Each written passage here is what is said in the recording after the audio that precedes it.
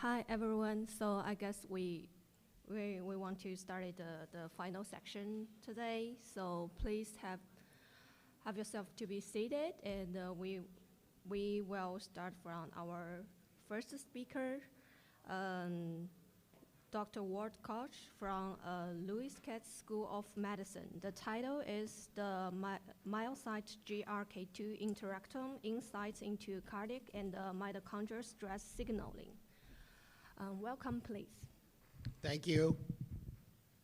So I'm happy to be here, and I thank Jay and Koch for the invitation. And so this slide is right for the moment, and but in a few weeks, I'll be, for those who don't know, I'll be moving to Duke University, where I used to be, actually.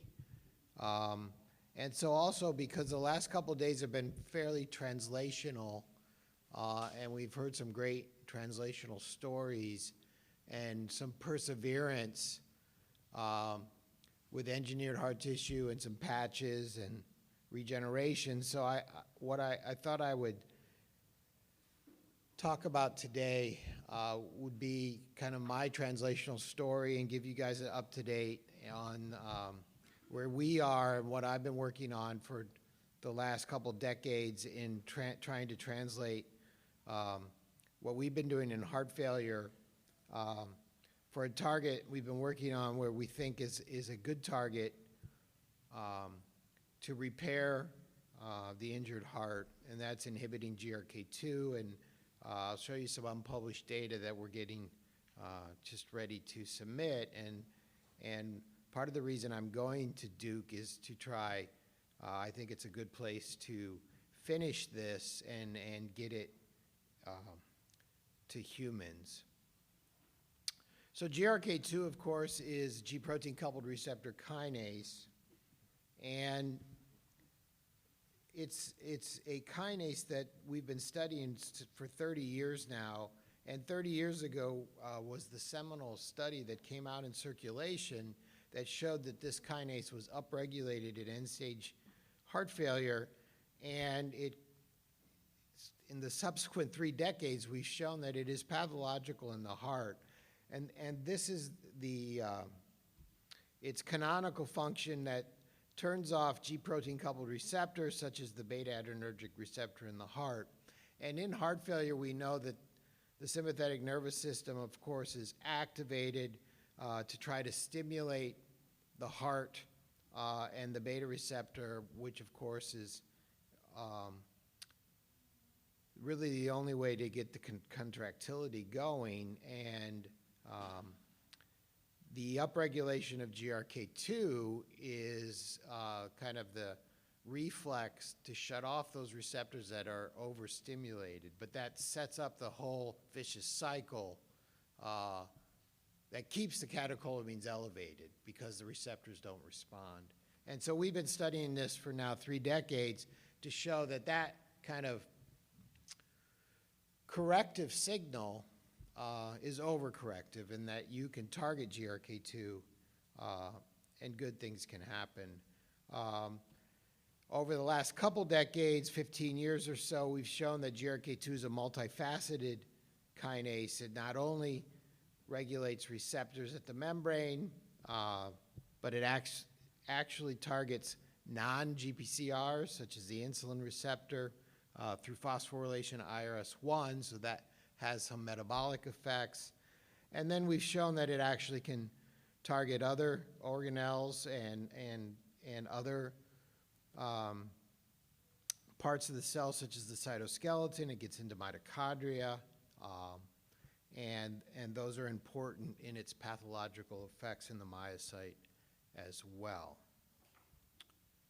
And our targeting of GRK2 started again in the mid-90s because we knew how it got to the beta receptor, because it bound to the G protein beta gamma subunits at the membrane, so we could inhibit, we could keep it off the membrane with a peptide that we called the BARC-CT. And so that's how we initially targeted it through gene therapy with the cDNA and viruses encoding this peptide.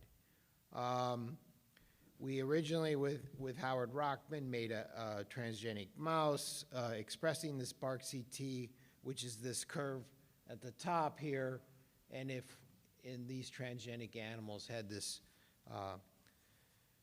improved contractility and this super sensitivity to isoproterenol, and so that spurred this whole gene therapy movement. My lab and we published several papers in the late 90s and early 2000s using this peptide and different adenoviruses and AAVs with proof of concept that if you inhibited GRK2 in heart failure, you could rescue different models. This ended up including using AAV6 in these large pig models by Patrick Most and former postdoc of mine who runs his own group in Heidelberg. And this study here was presented to the FDA. We never went further into any clinical trials for various reasons, kind of like Victor mentioned yesterday, delivery. Delivery and the vectors just aren't good enough for the heart. Somebody mentioned yesterday, 10 to the 14th, 10 to the 15th particles are really needed even with the best effect AAVs that we have today. And because of the way they're manufactured, even if you have 10% contamination, with 10 to the 15 vectors, that's 10 to the 12th of crap. And that's what's really producing the inflamed response. And kids are dying and with some of these AAV9 trials, and it's really probably not due to the AAV9, it's due to what's contaminating the preps. A large pharmaceutical company took BARC-CT and they had all intentions of the world to do it, and they couldn't get any delivery to work, and even putting billions of dollars into the gene therapy platform, they've dropped it now completely. So I'm just waiting for biotech companies to improve the capsids. We really need these, mainly because we need a lower dose. So that's where we are right now, but GRK2 is an enzyme. What about a small molecule? So let me show you what we're doing. The first thing we did with a small molecule was my collaborator, John Tesmer, who's a structural biologist, did a screen about a decade ago. He obviously, the first things you do to kind of, as a proof of concept with a screen, you get the FDA library that has all the known drugs, and he got a very strong hit for GRK2 as an inhibitor, and it was paroxetine, which is Paxil, which is an SSRI antidepressant. He crystallized GRK2 with Paxil in the catalytic cleft. It's a very specific and selective GRK2 inhibitor. Paroxetine is a very safe drug. It's been around for decades. It's nanomolar affinity for the serotonin transporter. That's how it's an antidepressant. For GRK2, it's about 20 micromolar. So it's not going to be a drug for heart failure, but it's a good reagent and tool. Here you can see if we put it on isolated ventricular myocytes and we put isoproterenol, you could see a classical twitch. You put paroxetine on there first and you get a exaggeration of that twitch. So in myocytes inhibit GRK2 and you get more beta receptor signaling. And this paper was kind of a tour de force. Sarah Schumacher, postdoc in the lab at the time, is now running her own lab at the Cleveland Clinic, did this clinical trial in mouse with 5 milligrams per kilogram of paroxetine, and that's about 50 times more than you give to humans for depression. So it's a pretty high dose, but we wanted to make sure we were hitting GRK2. And so we gave mice MI, and we didn't start treating with paroxetine until 2 weeks after the MI because we wanted to make sure they were really in heart failure, and then we treated them for 4 weeks. So here's with saline, you can see, this is what happens in mice. You give them a heart attack. After 4 weeks, they get steadily worse. As a control, we gave fluoxetine, which is another SSRI we know doesn't hit GRK2, that's Prozac. And then this is what paroxetine did. The mice actually got better. They actually get, you know, towards, they actually, you know, their cardiac function got towards sham animals. We always hypothesized that if you inhibit GRK2, you could reverse the vicious cycle, and catecholamines, you would have a sympatholytic effect, and catecholamines would actually go down because the beta receptors are now responding. And this is what bore out. This is after 6 weeks, 4 weeks after paroxetine. The saline and fluoxetine animals still have high epinephrine and norepinephrine, but the paroxetine-treated animals have normalized catecholamines in their serum. Beta receptors are back to normal, and GRK2 is also lower. Sarah did a beta blocker arm to make it more translationally relevant, and so we basically treated this, repeated the study with paroxetine, metoprolol alone, or metoprolol with paroxetine. And this is what beta blockers do in mouse MI models. It's therapeutic. It blocks further deterioration. But the mice don't actively get better unless you could see with the paroxetine alone or paroxetine with metoprolol. So if you had a GRK2 inhibitor, you could give it with a beta blocker and it would be synergistic.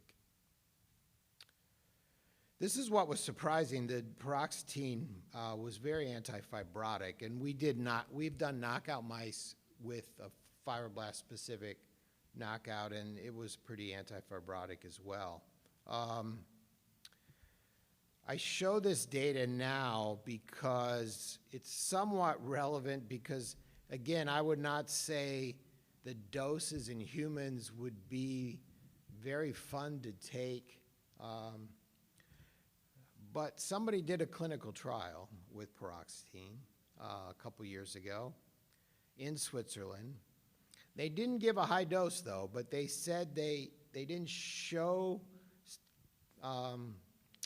serum levels, but they said they had serum levels equivalent to what we showed in the mice.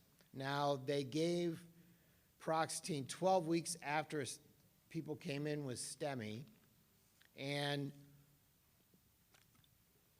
after 12 weeks, the EF didn't improve, but the gadolinium scar was smaller.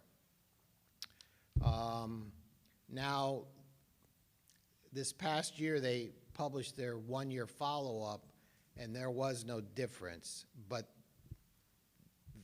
they only took paroxetine for those first 12 weeks. So, and it was very small, only 25 patients, so it's a very small study. Again, somewhat promising, but again, I'm not repurposing paroxetine. What we've done with John is obviously we've made new molecules. And so based on the paroxetine scaffold, we have a lead compound that's at least 50 times more potent. It still has some SSRI activity, but it doesn't go to the brain, so we really don't have to worry about it. And it's orally active. And so Rajika, this is what we're getting ready to submit. It's all done. We've done a couple different mouse models of heart failure, and we've thrown it in some pigs. So let me run this through the data. Now, in some of the figures, it's called 14AS. In some of the figures, it's called 08. That's just to confuse you. It's not called either of those. It's actually called something else. But anyway, in this study where we've basically done the same thing as the paroxetine study, I am a pharmacologist by training, so we did a dose response curve. We've done 3 different doses, and this is, you know, the same design where we've given the drug 2 weeks after MI, but we got a nice dose response curve.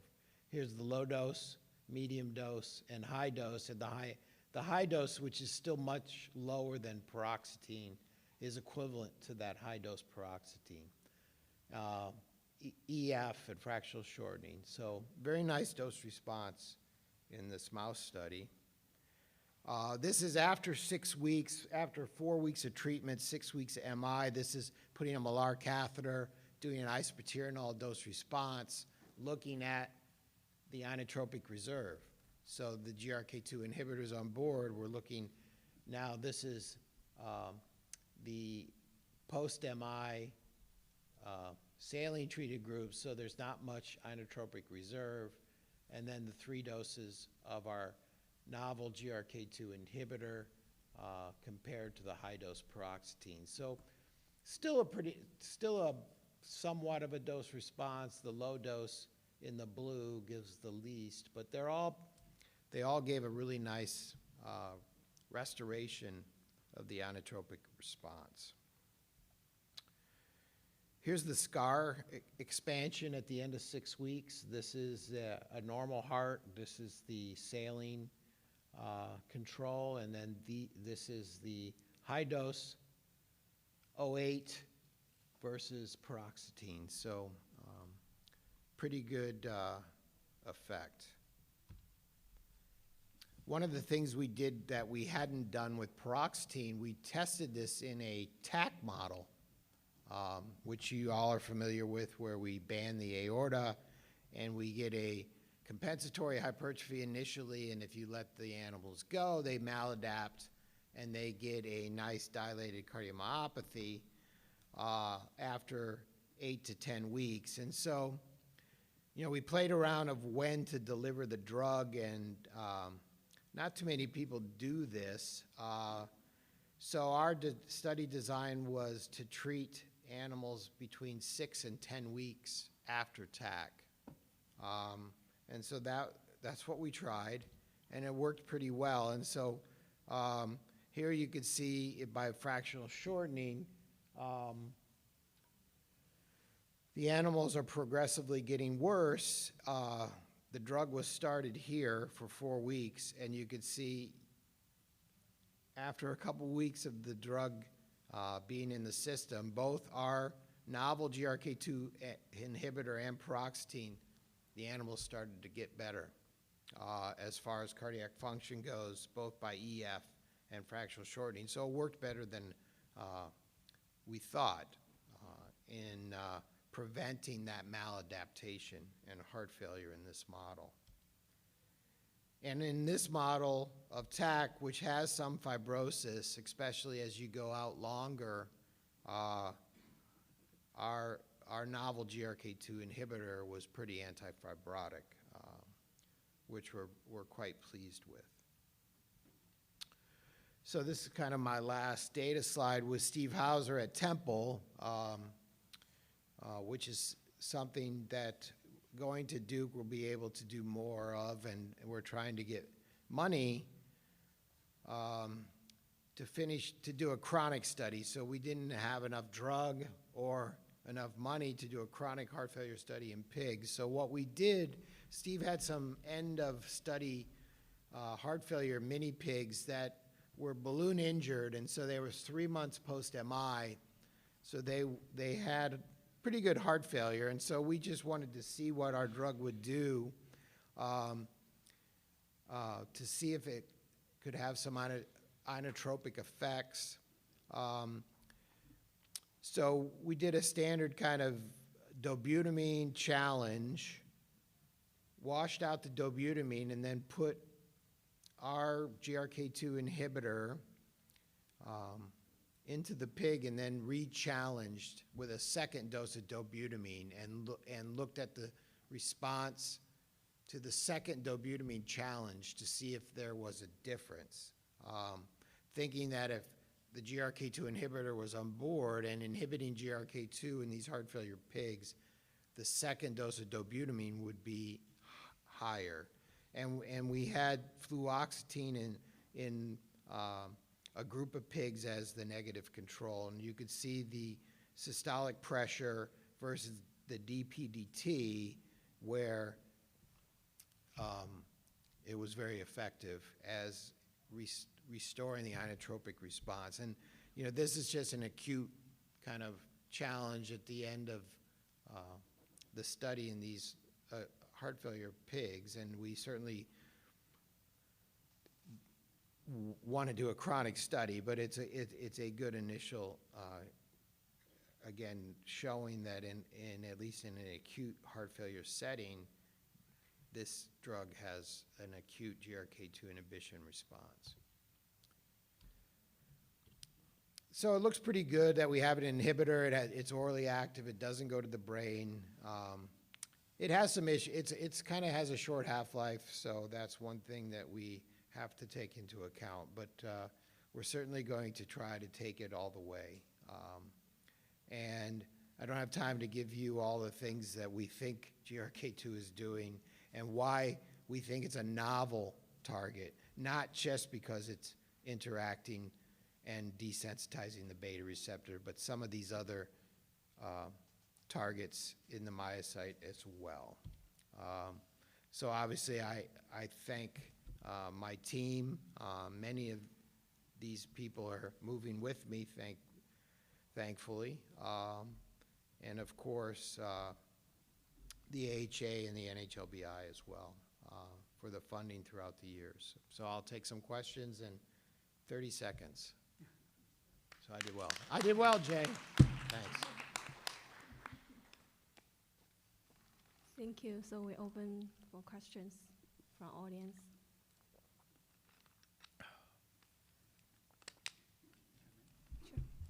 So well done. Easy. Very wonderful, as always. I have two questions. So one is GRK2 is continuously activated after MI or after TAC? So GRK2 it's transcriptionally upregulated pretty much after any cardiac stress. We found So pretty early. could you tell me the phenotype of the GRK2 knockout mice? Is it same as when you use the GRK2 inhibitors? So the GRK2 knockout mice, so they're pretty protective, yes. Okay, thank you I very much. mean, in the literature, everybody who's done anything to the knockout mice have been protective, yes.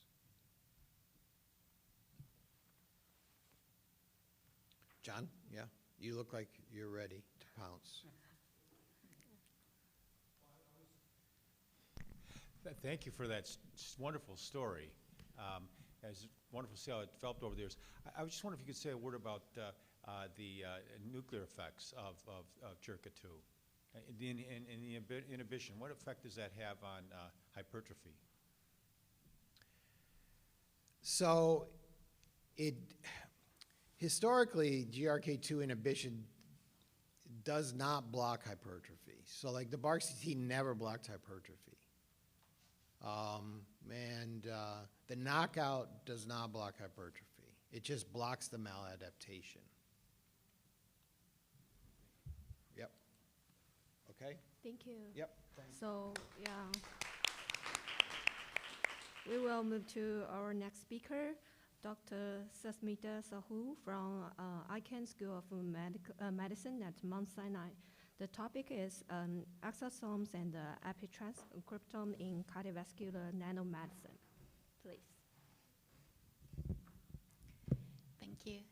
I'd like to thank Dr. Chang and Fukuda for this wonderful meeting, and we are having good food, good science, and everything great. It's my pleasure to share two stories today, and I will be very cognizant of time, and hopefully I am able to share both of our research. This is exosomes and epitranscriptome. They are two emerging concepts in biology. This is the research publication landscape.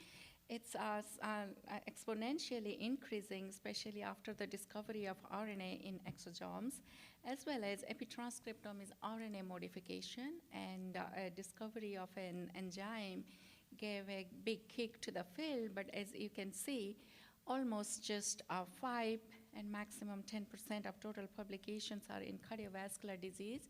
So not so much of research going on in these novel avenues. And I hope that going forward, this is going to change.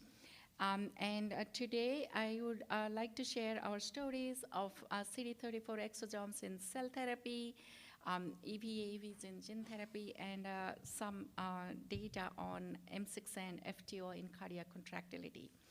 This was one of our very early publication about 12, 13 years ago in Circ Research that graced the cover of the magazine.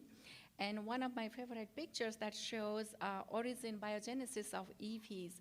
And here you see this is a stem cell, human CD34 positive stem cell, which in the cytoplasm, there is a multivesicular body containing a lot of exosomes, and there are exosomes forming at the membrane of that very interesting vesicular structure.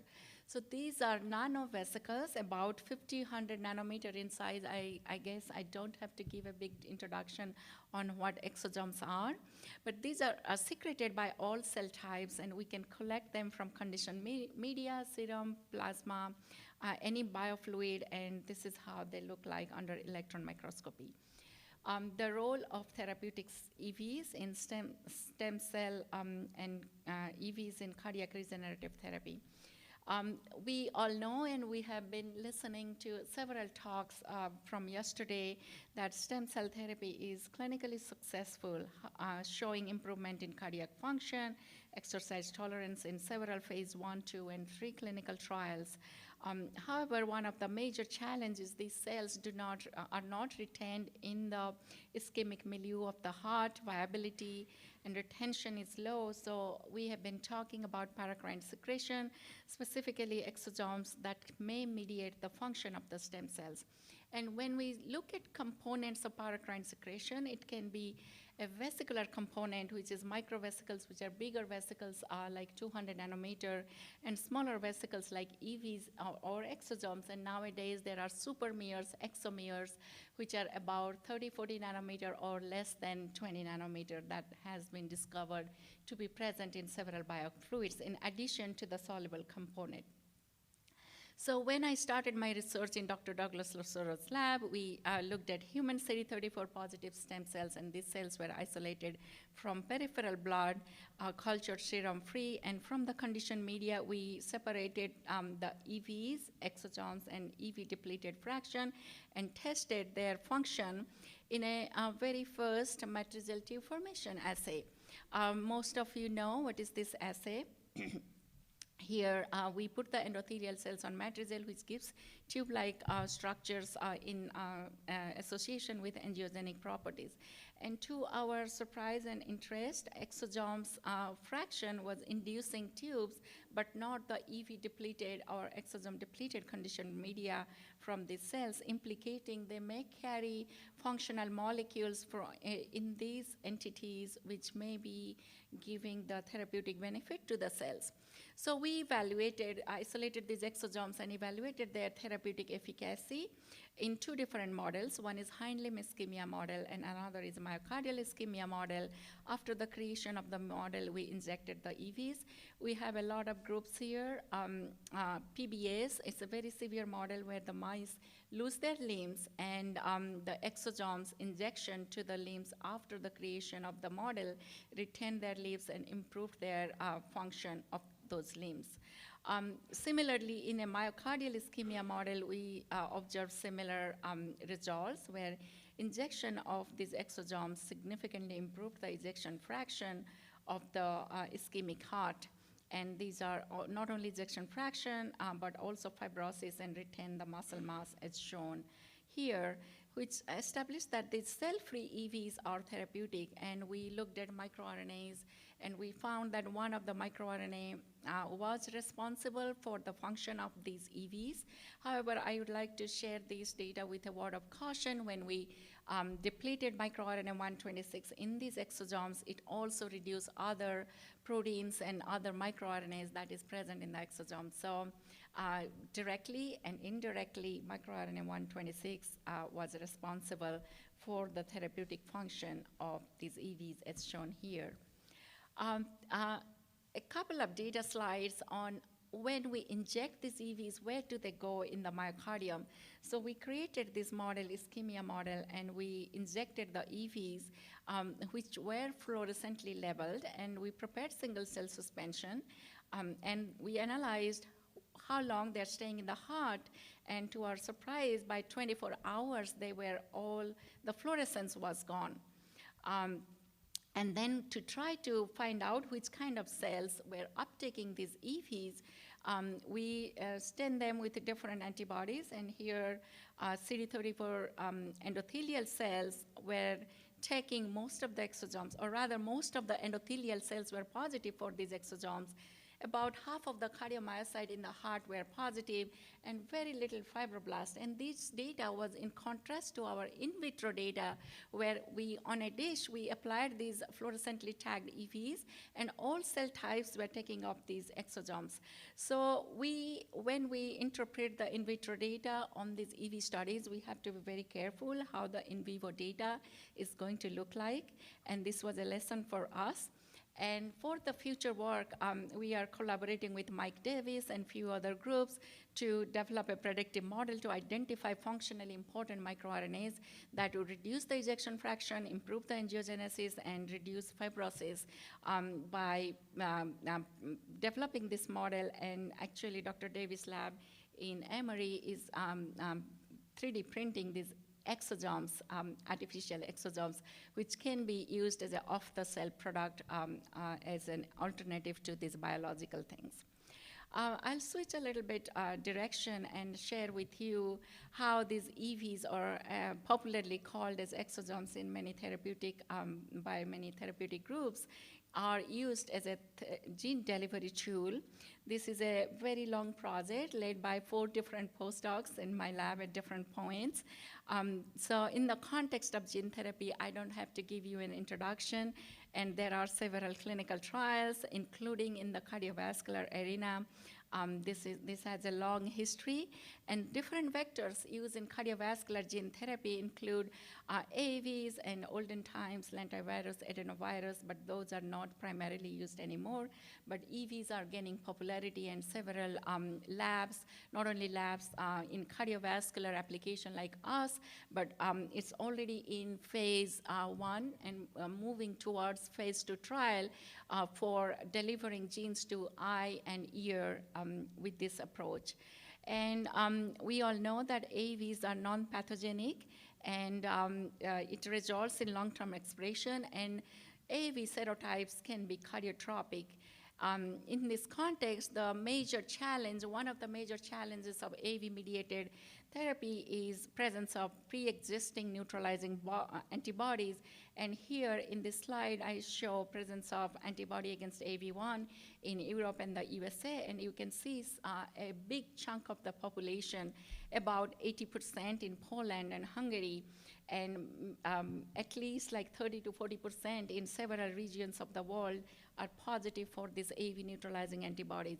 And when these neutralizing antibodies are present, the virus AAV cannot deliver to either the cardiomyocyte or gene of tissue of target, because the neutralizing antibody are going to bind, and therefore it would also not be amenable to repeated dosing. So in this context, we all know that AAV clinical trial resulted in low expression, not only clinical trial in humans, but also several gene therapy studies in large animals results in like 2 to 5% expression, 1% expression in cardiomyocyte. And we now are understanding that that may be possible due to presence of neutralizing antibody in pigs as well as in mouse. So that was a very interesting data that shows many animals also pose neutralizing antibody to AAV. So a delivery like packaging the AAVs in LNPs or in biological entities like exosomes would be very interesting, because they can naturally shield AAVs where the neutralizing antibodies cannot bind to this virus. And this is not our discovery, but it is a well-known fact that not only AAVs, but many other viruses like hepatitis B, HIV, and all those viruses are enveloped, and the viruses are released in the lumen of exosomes. So we took advantage of that and developed a method to separate the AAV encapsulating EVs from the free AAVs. So we took the transfected cells, and we processed the conditioned media in a tedious method where we separated and isolated the EVAVs, which did not have a lot of AVs. The maximum contamination we noticed was 5 to 8%. So this is how the isolated EVAVs look like. They have very interesting, viruses carried in the lumen of EVs. This is a double membrane bound extracellular vesicle. And for comparison, these are free AAVs, about 20, 25 nanometer in size. These are wild type EVs, which do not have much material in its lumen. So we characterize these EVAVs for what they are, what their size is, and where is the AV and all those things. I'm not going to the details in the interest of time, but sharing some functional data here that EVAVs, they outperform AVs, free AVs, delivering genes when we used equal amount of AVs and EVAVs. This is an assay, in vitro assay performed in human iPS-derived cardiomyocytes, and we delivered certain amount of AVs and equivalent amount of EVAVs, and this is when the neutralizing antibodies were absent. But when we had significant amount of neutralizing antibody, this neutralized all of the AV-mediated delivery. However, mCherry, which is the gene of interest here, was not affected when we used EVAVs at the delivery agent.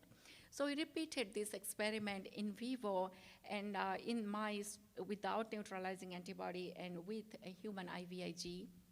And we used luciferase gene to be measured by bioluminescence imaging. This is the mice without neutralizing antibody. You can see EVAVs, even when the neutralizing antibody is absent, deliver more genes to the mice. And this could be due to high efficiency of EV-mediated delivery, or could be due to presence of pre-existing neutralizing antibody in mice, which are neutralizing some of the AAVs. This is when the mice were pre-injected with human neutralizing antibody, and you can see they're almost completely neutralizing the AAV-mediated delivery. However, the EVAV-mediated delivery was not affected. And with this interesting data, we now delivered SERCA2A using either free AAV and EVAV equivalent doses for comparison. And this is the data. We have a lot of groups, but for your note, I would like to bring your attention to the red groups. The free AAVs here in diamonds and in circles, that's EVAV with neutralizing antibody.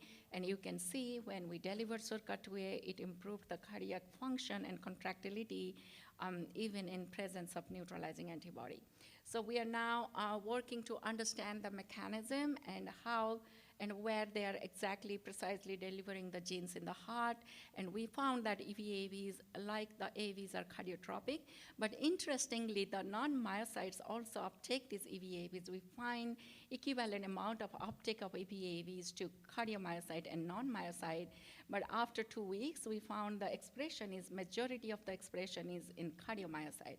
This is present, the image, immunohistochemistry, showing all these long cells. This is an area vicinity to our injection. We had intramyocardial injection, and you can see all these long rod-shaped cardiomyocytes are positive, whereas the CD31 cells were not positive for the luciferase that was delivered using EVAVs. This is another picture showing troponin positive, T-positive cardiomyocytes are also positive for the luciferase gene delivered.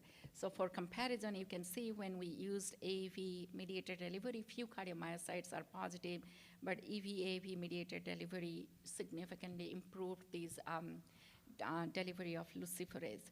And this was also confirmed by flow cytometry analysis on the right. So just to understand also more mechanism, what is happening, these are data from iPS-derived cardiomyocyte, where we found similar to the mouse data, cardiomyocytes shown here in the blue-green bars were significantly, had significantly higher expression of luciferase compared to non-myocyte present on the right for comparison. And we found that this is an antibody which recognizes intact AVs. We found in iPS-derived myocytes, intact AVs in punctate structures vicinity to the nucleus, which is a very important aspect of how AVs are delivered to the nucleus. And we try to understand the cellular uptake of EVs This is a different work, but just showing that EVs, they stay intact, and you can see almost 100 nanometer EVs, they are present as is, and they just pierce through the plasma membrane into the cytoplasm, and they probably are uptaken into the early endosome compartments. That's what we found out, how AVs are internalized into cardiomyocytes. These are human SE16 myocytes. They go to late endosomes, which is a computational simulation shown here. Very interesting data that we see. The green dye here is corresponding to the EV surface marker. The red dye corresponds to the intact AVs. And you can see, as shown in the quantification data, some of the vesicles are both red and green, and the EVs are containing intact AVs in the lumen. But some of the punctate vesicle around in the perinuclear zone are just green, just the EVs, which already released the AVs, and the punctate structure, only red structure, they show presence of only AVs in the perinuclear compartment. To understand how these are uptaken into the nucleus, we know that acidification of AV is an important aspect of how it gets into the nucleus.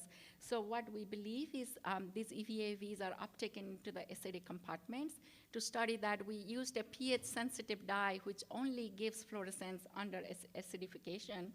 And we using inhibitors and all those things, we show that these EVAVs are uptaken into the acidic compartment before they are carried into the nucleus. So this is the summary. We think that the EVAVs enters the cardiomyocyte intact, and they, under low pH, they release the AVs into the cytoplasm, which is then carried to the nucleus. So future work, we are now working with IBM and few other companies which are interested to take this to clinic, and we are planning to perform and already performed some large animal studies with positive results. In the interest of time, I'm not going to the details, but I would like to share that this isolation method was ultracentrifugation mediated, so we are working with companies to improve the efficiency of isolation using microfluidic devices which can separate the EVs, which are 60 to 100 nanometer in size, and the AVs, which are about 20 nanometer in size. So we can, size-based isolation would be more efficient. And this part of the talk I'm going to skip in the interest of time. This is another area of research that my lab is conducting now. But with that, I would like to acknowledge the contribution. This is our lab in New York. This is our building. And these are past mentees who have significantly contributed to this research. And my current mentee, Sabrina, is present here and presented her poster. I'd also like to acknowledge contribution of my mentor, Dr. Hazar, who is closely associated with this work. And for the young folks here, we have open postdoc position in our lab. And thank you so much for your attention.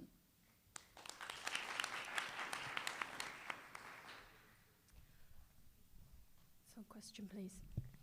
So, Smita, thank you very much, and very nice data. I always wonder if you apply EVs, whether or not there would be an immune response against the EVs themselves, the protein. That may not be an issue with the first-time administration, but it may be an issue, for example, for a second administration, or even an issue with the patient's kidney themselves, because in that case, the surface markers on the HEC cells could be potentially similar as what you find on the kidney. Yes, this is a very important question, how we take this to the clinic. HEC cells are FDA-approved cells, and we saw in some unrelated studies, and we also scanned the database. There are Exocarta and, these EV databases that are coming up. MHC class 1 and class 2 expression is relatively low in these EVs and not very significant. That can be an advantage, but we are also in discussion with several companies to use their proprietary cell line to produce these EVAVs, which are not going to have immune response. And EVs inherently are known to be immunoprivileged, but dendritic EVs are, they carry the marker of dendritic cells, and they can induce immune reaction. So it's a very cell-specific reaction. So we have to test case-by-case basis depending on the cell type of And origin. they're not uptaken by antigen-presenting cells because that could happen, of course, that a macrophage eats this up. and- Yes, yes. So, but they don't have these recognizing MHC proteins on their surface. Some of the EVs originating from specific cell types, and some EVs they do have. So it has to be tested. You know, toxicity and all those things. These are very preliminary data which shows promise, but whole entire EV community is coming together. How do we process them in GMP facilities? How do we isolate? And batch variation is another issue, taking EVs to clinics. But immune issues are something not everyone is concerned about because some EVs are immune and do not induce immune reaction. Thank you very much. Thank you. A great talk. I'm also very interested in the XAV and a little bit following up the previous question. And so the AV use some sort of receptors to integrate to let's say the AV9 likes cardiomyocyte. But how come the AV is coated with extra vesicle can recognize cardiomyocyte? That's a very interesting question, and our reviewers were like, this paper is just recently accepted last week, and our reviewers asked us the same question. So at this moment, we know there are some differences. There are we tested a few receptors, GRAF1, AV receptors, and all those things, and we found some differences between AV6 and AV9. But what we think at this point is happening, the uptake of EVs are independent of the cell surface receptors, and they go through, and the EVs do not target to cells. We know that endothelial cells, other cells can uptake these EVs as well, so they are not very cardiomyocyte specific. So all these EVs go into the cytoplasm of a cardiomyocyte or a non-myocyte. We think the selective, some selective process, maybe a receptor on the nuclear membrane, or maybe some pH-mediated mechanism. We do not know, and my lab is trying to decipher that right now. But we think the nuclear selection is very important because we found differences between myocyte and non-myocyte, how much AVs would go to the nucleus even if we apply the same amount of EV-AVs. So we can talk about it later on in detail. That's a very interesting question. Very interesting. So the question from back. Thank you for a good presentation. I want to know about which cells exosome give the best positive effect to the heart failure. Yes, that's a great question. Unfortunately, we have like few exosomes types that are being tested. Like we tested CD34 exosomes, and we could not find a low dose. We injected EVs from 250,000 cells to a mice, and we saw therapeutic effect. Like there was significant difference in myocardial function. So that was mind-blowing for us. But we never compared, for us, we never compared the relative doses, in the cell number for mesenchymal stem cells and some other cell types. Like for example, Dr. Eduardo Marban's lab is testing cardiosphere-derived EVs. So it has to be done, this kind of research, and this is an important question that we don't know answer to, but it is known in the EV field that cancerous cells secrete a lot of EVs than non-cancerous cells. If that gives you Okay, an so answer. last short question, Thank you. short answer, please. Thank you very much. I'm Takuma Takara from Tokyo Women's Medical University. You showed that SARCA2A is upregulated with EV, AAV, and your data was that ejection fraction improved, but I wonder SARCA2A is one of the protein for direct function, so did you check the direct function, or why the improve the systolic function? So you mean you are asking systolic versus diastolic function? Yeah. So we did not go to that detail. If I recall the data, we did not have those. Even we didn't go for MRI imaging. I think we need to do that and find out precisely what's happening. Thank you. Okay, thank you very much. The last speaker of this session is Professor Rory Karchenbach. He is a director, Institute of Cardiovascular Science and Research Development, Professor Department of Physiology and Physiology and Pharmacology and Therapeutic Max Ready College of Medicine, University of Manitoba. His talk is circadian regulation of cardiac protection. Laurie, please. Thanks very much, Issei. I'd like to express my sincere gratification to Professor Fukuda and Professor Zhang for the wonderful invitation, superb meeting. And in the interest of time, I know I stand between you and dinner, so I will move forward. And I think it's appropriate talking about time and the title of my talk on shift work. So let me go forward and say, based on what circadian rhythms are, Einstein basically said the only reason we really have circadian rhythm is so that everything doesn't happen at once. But in all fairness, we're all sitting here, we all traveled many hours, and some of us are jet lagged, some of us aren't. And there are many biological processes in our bodies that are driven by our biological clock, including cardiovascular diseases, cancers, and other forms of human disease. And that's what the lab has been focusing on over the past few years. Shown in the Peruvian man here, we can see very, very clearly in the cartoon that at different times of the day, based upon the light and the dark cycles that we experience, 24 hours based on the rotation of the Earth, 12 hours day, 12 hours night, different biological functions occur. You can see right here in terms of our coordination, the way we sleep, hormonal releases, etc., are all based on this light-dark cycle. And a lot of our biological entities that result in disease are obviously circadian generated. So the Nobel Prize was awarded a few years ago because of defining the molecular clock. And so how are biological signals transduced into function? And so essentially the light, as I mentioned, is picked up by the suprachiasmatic nucleus in the brain, and it's transmitted from neuroendocrine signals into peripheral clocks. There's the central clock, just like the pacemaker in our heart.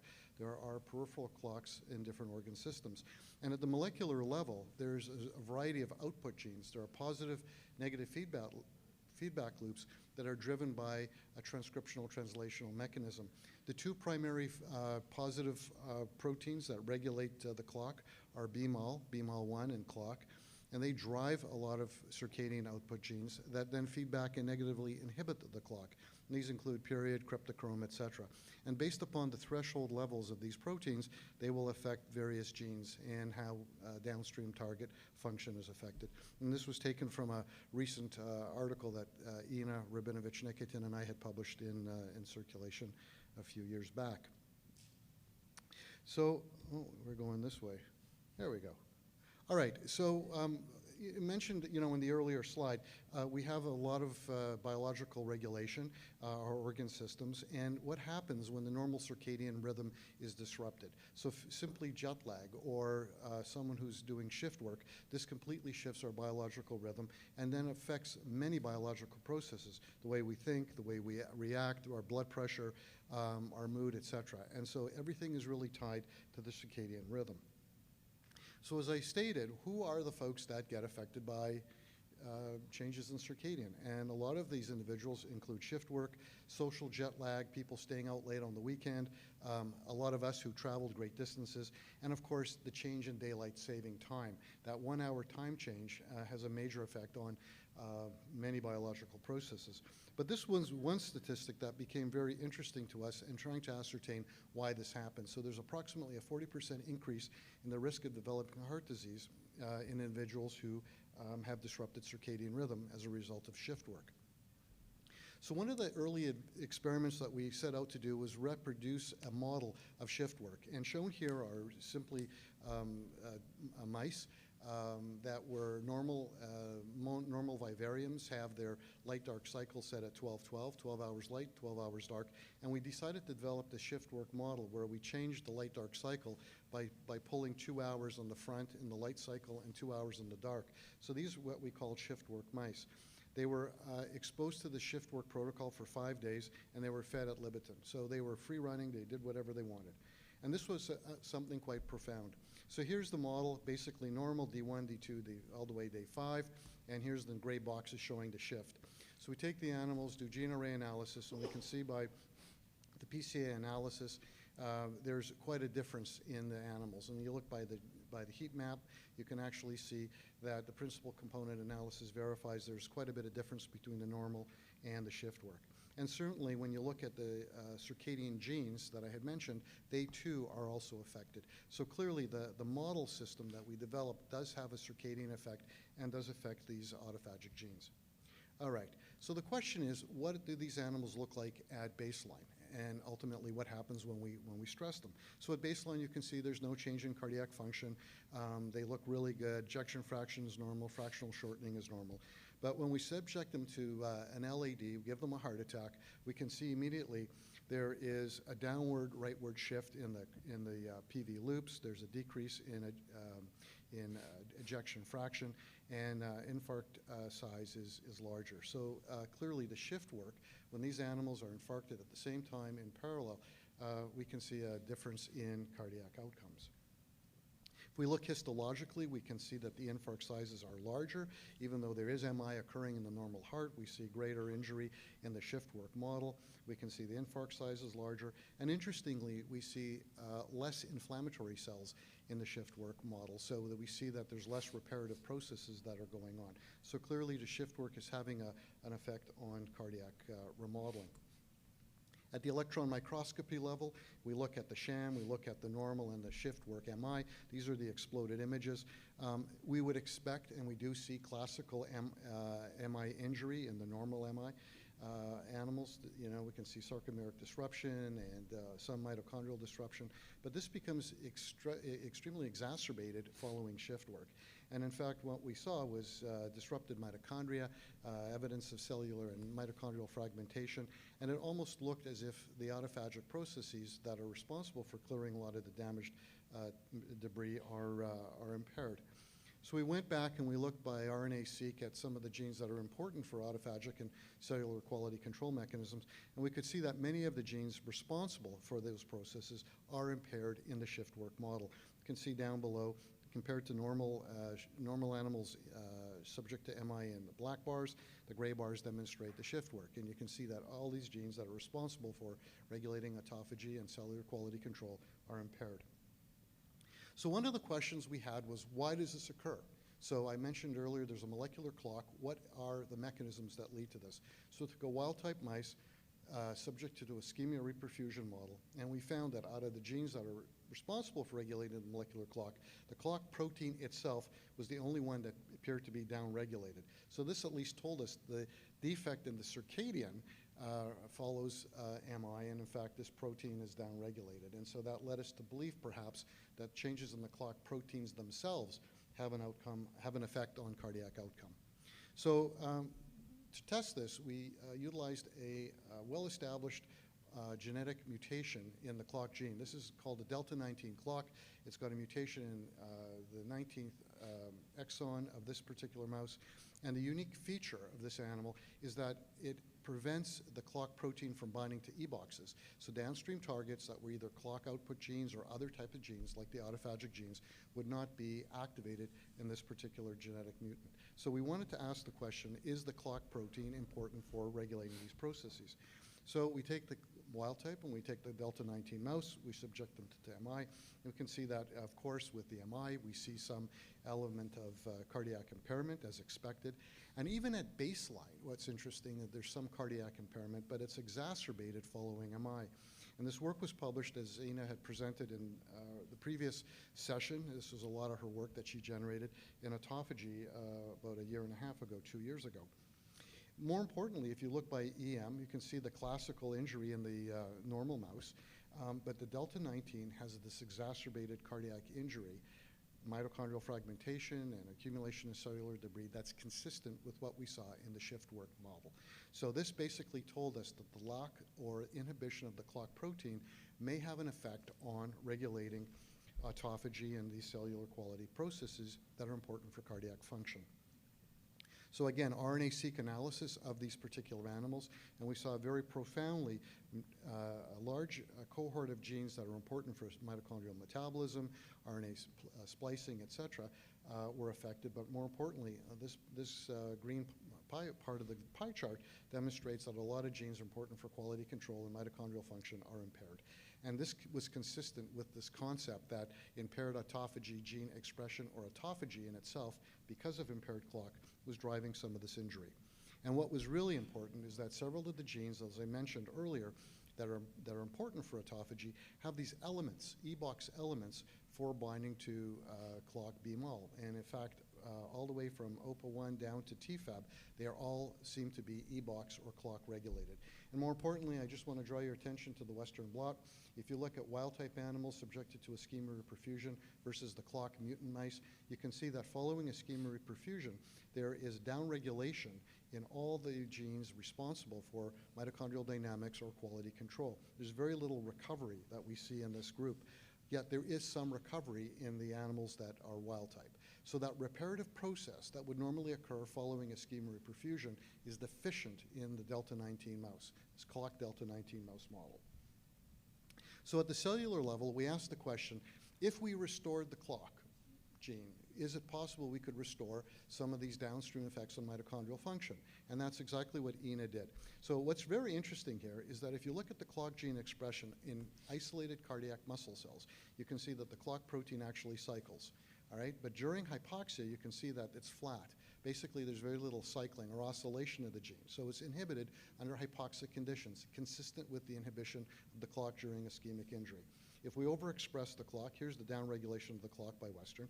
If we overexpress the clock gene and we look at mitochondrial function, ROS production, mitochondrial fission fusion, and mitochondrial permeability transition pore, we see that overexpression of clock rescues these events. So this is mitochondrial membrane potential by example. So the loss of red fluorescence is a loss of TMRM. We put the clock back in. We rescue mitochondrial membrane potential. Permeability transition pore opens by the lack of green fluorescence in hypoxia. It's restored by putting the clock back in. And if you look at mitochondrial dynamic proteins, the mitochondrial morphology take on a more fused phenotype consistent with mitochondrial repair when we overexpress clock.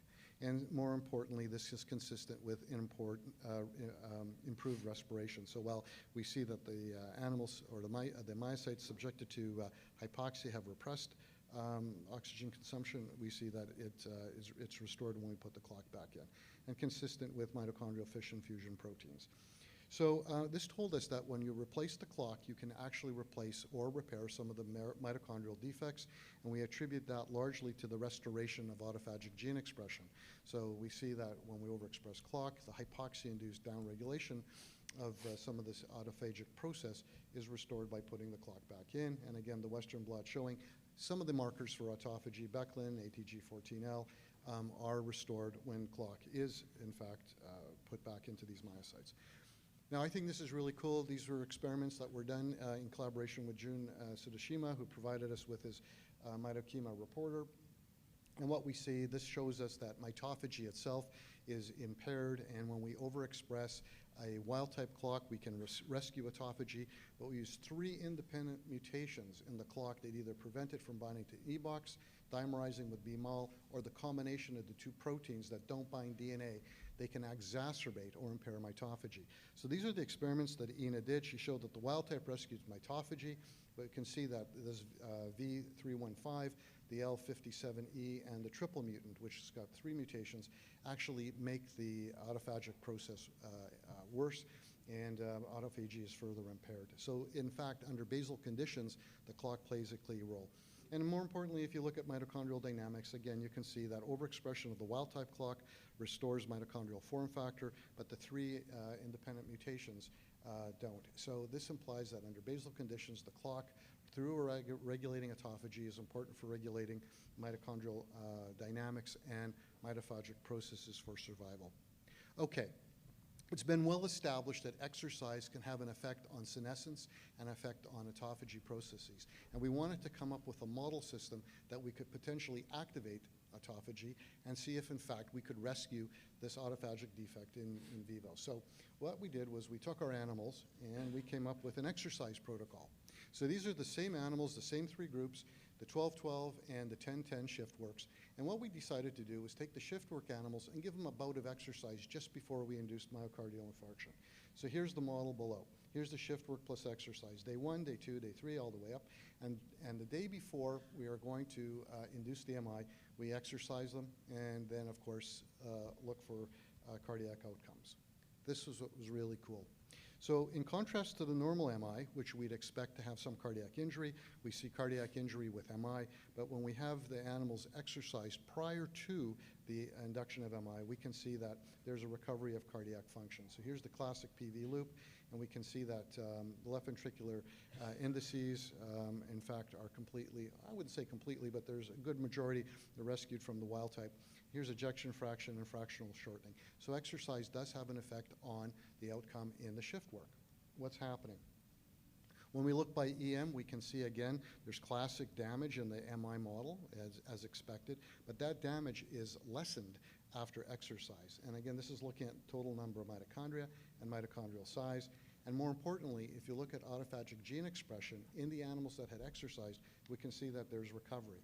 And so what I'd like to imply is that the exercise by activating autophagy is in fact improving the cardiac outcome. So how do I know in fact that the exercise is signaling through the clock? So we use that clock mutant that I described earlier, but now it's in a mouse that we subjected to exercise and following MI. And we can see that in contrast to the wild type mouse that I had showed previously that did rescue, the clock mutant mouse is resistant to exercise. In fact, we can see that if you look at 1 day after, the ejection fraction and fractional shortening aren't affected. So there's no benefit of exercise in the clock mutant mouse. But how do I know, in fact, that the rescue of autophagy was due to, the rescue by exercise was due to activation of autophagy. So we did the reciprocal experiment where we used an autophagic defective mouse. So this is a BCL2 AAA mouse. It binds to beclin, so effectively beclin can't drive autophagy. And we can see here, in contrast to the wild type, which I showed earlier, that the beclin mouse is resistant to exercise. So in fact, this implies that the exercise needed activates autophagy and ultimately leads to survival. So this is the working model that we had come up with, that when you shift the animals, you cause shift work, followed by MI, there's changes in this autophagic process, normal autophagic process that would occur, and ultimately this would lead to cell survival. But in fact, if you disrupt it or you shift, you result in an impaired autophagy and ultimately leading to worse outcomes following MI. So exercise, on the other hand, can rescue autophagy, we believe, by improving exercise outcome, improve autophagy, and of course, cardiac function. So this is the key here, is exercise or activating autophagy itself. So to conclude, to keep the time, disrupted circadian such as shift work leads to impaired cardiac function and exacerbates cardiac injury following MI.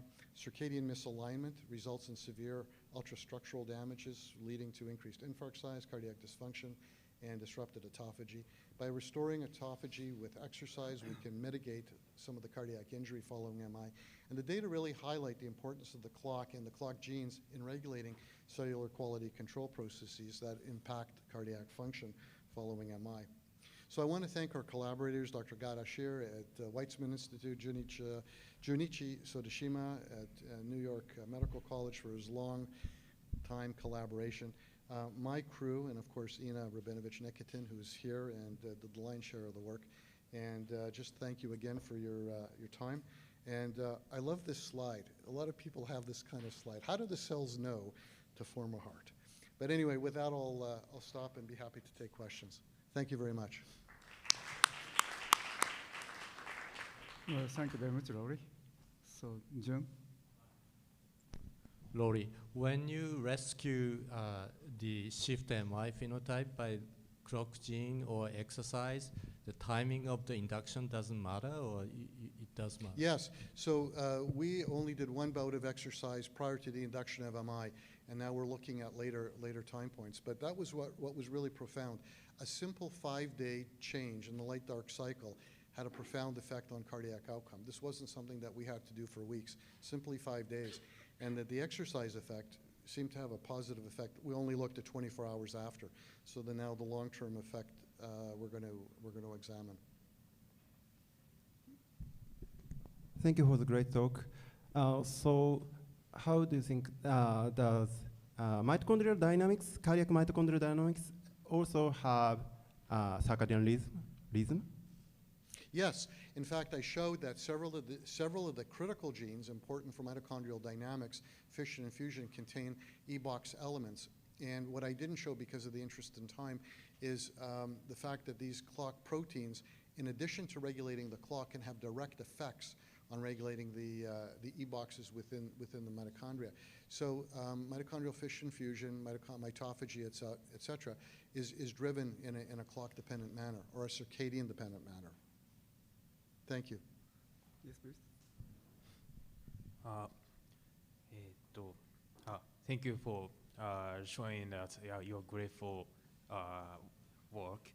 And it might be the basic question, though. Which factor does influence the risk of MI, well, sleeping time or daytime periods? Yeah, it's a really nice question. Thank you. So one of the issues is the time of day effect. The time of day effect of MI being greater in the morning than it is in the afternoon, and in the mouse it's reversed because they're diurnal. And one of the areas that we've been now looking at is looking at the time of day effect on the outcome of the MI and seeing if in fact we can rescue some of the autophagic defect that we see in MI. But it's a really great question because there are many reasons why MI is greater in the morning, particularly Monday morning. People don't want to necessarily go to work or go to school. But so there's a stress component to it, and it's complicated, involving autonomics. And so that's something that we're currently investigating, if that addresses your question. Yes. Thank you. Yeah, thank you. Last question. Beautiful talk, Lori. I was wondering if you looked at heart rhythm. A lot of these clock genes relate to clearly rhythm, heart rate, and we know from our work that maybe may impact autophagy, maybe impact rhythm abnormalities. So wondering if you looked at any of that in your models. Yeah, thanks, Sarah. So we haven't specifically looked at rhythm. I know that the delta 19 mice, the clock-deficient mice, do develop an arrhythmia over time. But in the context of what we were looking at, we didn't really see. I mean, these are shorter experiments, but I think the longitudinal studies, looking maybe 6 months to longer, may be important. But acutely, we didn't really see anything that would suggest it was an arrhythmic effect or arrhythmias are occurring in this model. Thanks. Thank you. Okay, thank you very much, Okay, Rory. thanks. Yeah, I will like to close this session. Well, thank you very much.